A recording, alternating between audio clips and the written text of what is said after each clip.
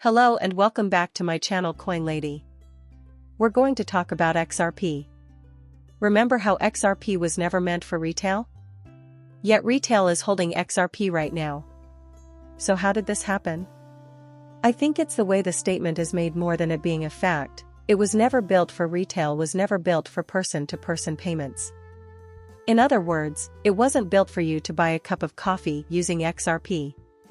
But it didn't mean that we couldn't invest in XRP. So XRP is built for banks and institutions. But that doesn't mean retail can invest in it.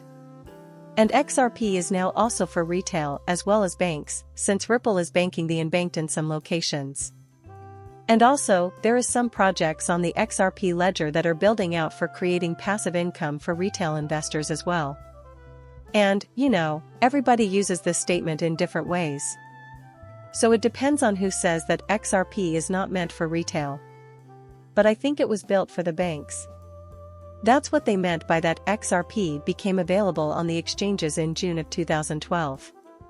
Back then Ripple was most likely talking to banks already. But they were laughed right out the door because no banker could see XRP as the future, or a new financial system ever coming in our lifetime. Then later, JP Morgan seen this technology and was like, holy shit, this can really disrupt the banking industry. But it was already too late. Retail was already holding XRP, and retail beat the institutions to this space for the first time in history. And even Brad was shocked by this. And any retail investor that can see how big this actually is, will reap rewards that most stock investors could only dream about. US beating the institutions here is absolutely game-changing. The institutions, once they do all get here, they will push us into mass adoption. But once the institutions get here, the price of XRP is going to rise with that institutional adoption. And people that aren't holding this cryptocurrency are just going to be left behind. That's what I see coming.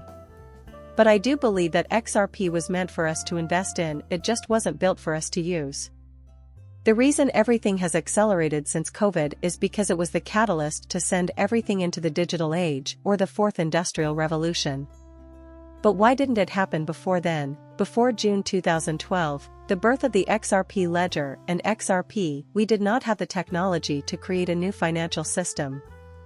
And from 2012 to 2020, the testing of XRP was happening in the background. Maybe the glitches are proof of that. But the entire world wasn't ready yet.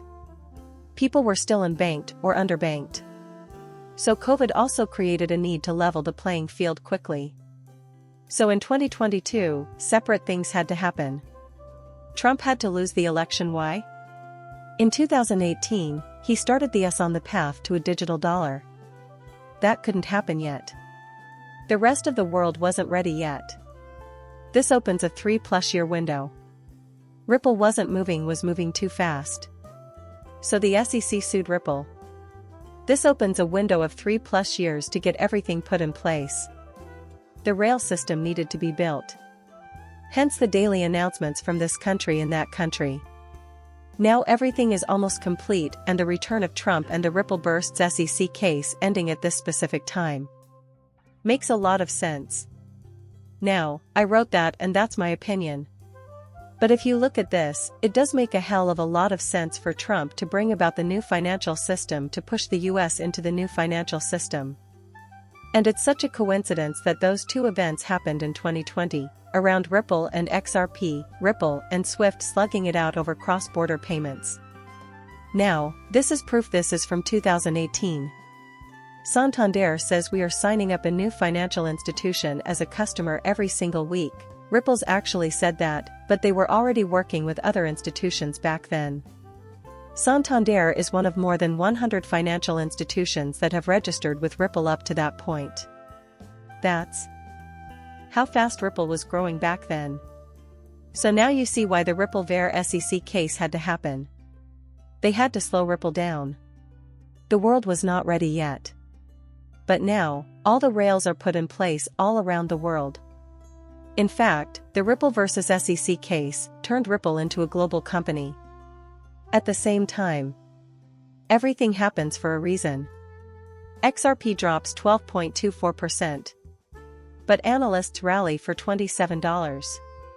That $27 XRP is back once again. That was always a magical number around the XRP community. It was supposed to happen back in 2021. But then we got tied up with the Ripple vs. SEC case. We were already on track for $27 XRP.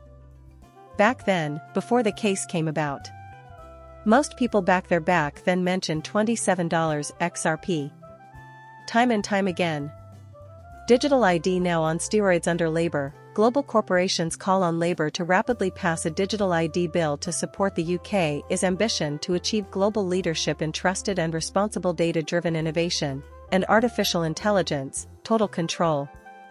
Like I said in that video yesterday, I think the UK should they're finished. They got another World Economic Forum puppet as a leader pushing the Great Reset, pushing CBDC digital ID and social credit score, and digital ID, it's going to grow all around the world. At some point, you're going to need that to access that new financial system. Thoughts and prayers. $10,000 reward loss keys. Take notice their ledger was on their keychain? I don't know anybody that would hold their ledger on their keychain.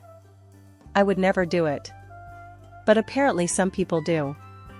Don't be that person. Seems to doom rally set in when everyone realized the vast majority of Bitcoin ETF inflows are actually just hedge fund arbitrage, not real institutional demand.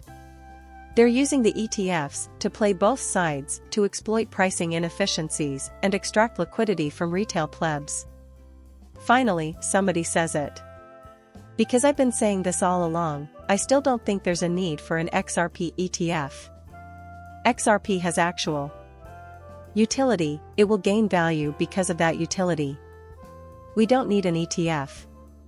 The World Bank has upgraded Russia from an upper middle income to high income country with per capita gross national income.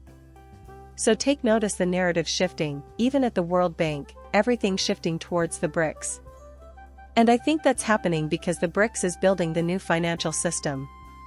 And at some point, the US is either going to get on the ball, or they're going to get left behind. I still think the US is going to utilize XRP to level the playing field. Please like and subscribe my channel. See you later. Bye.